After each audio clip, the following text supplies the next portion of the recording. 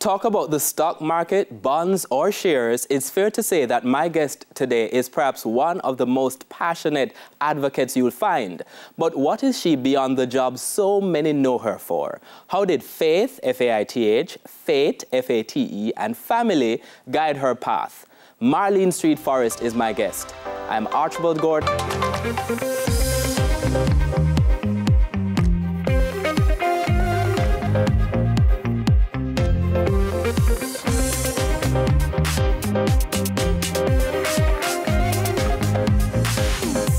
Marlene Street Forrest, welcome to Profile. Thank you. So we're very accustomed to talking to you about stocks, about bonds, about shares, anything like that, and you get really, really excited. But people have not heard your story beyond that, the story about family, the story about faith, and the story about two types of faith, really, F-A-I-T-H and F-A-T-E. So we're going to be talking first about family. Okay. Now, you've said you are a proud native of Portland. You grew up in Port Antonio. Oh, most certainly. Let's talk about the early days of growing up. Well, from childhood, I went to primary school in Port Antonio, basic school there, and then on to high school. Was very happy in respect to school life. That was anchored really because of my family. Your parents are business people? My parents were business people, and they instilled in us the values of hard work. So as a child growing up, we worked hard. You know, we knew what we had to do. We knew how we needed to deliver, how we needed to behave. And that has kept me through to now.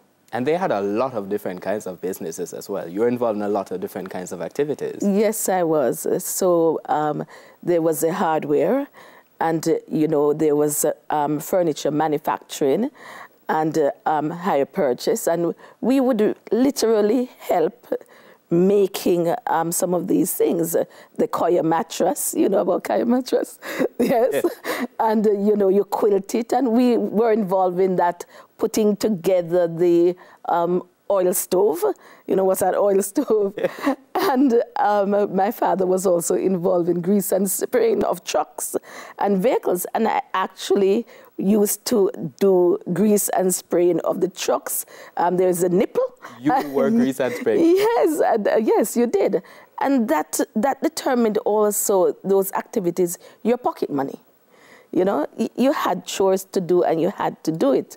And, you know, that was just something that you were accustomed to. You got accustomed to it. So they instilled in you really the value of hard work. Hard work. And at the same time, you're hearing a lot of messages, yes, certainly from your mother, yes, about how to live life, how to be a good person. What was she saying to you? Well, you know, there were several different things that she would speak about. She was always on the memory gems. You know, what you call luck is simply pluck by doing things over and over. Courage and will, perseverance and skill are the 4 leaves of luck's clover that tells you that you must work. It doesn't come by chance. And these are some of the things that she would instill.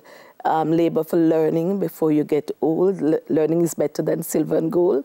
Silver and gold will perish away, but a good education will never decay. Things like that. And you know, these things are very important in terms of character building. Yes. And she wasn't just sharing this with you, but with your siblings. Yes, of course, of course. All of us knew all of those things, and we had to say them. And the values, you know, she would speak about if you should take what is not yours, a lump of sugar, or even a penny, what name would you give to that? And the answer would be stealing. You know, so these are some of the things that you knew offhand. These are values coming from Bible, but definite values that, you know, you take with you.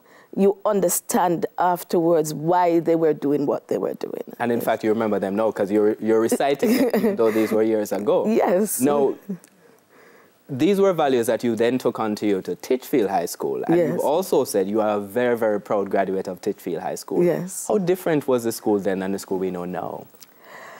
Well, I think it was different from the standpoint that to me, the education system was built around just socialization. That was a major theme. And it was built also around a definite understanding of subject matter as against graduation. You know, there was a lot of time for play. There was a time, serious time for, you know, with if you do not do the thing right, is a detention.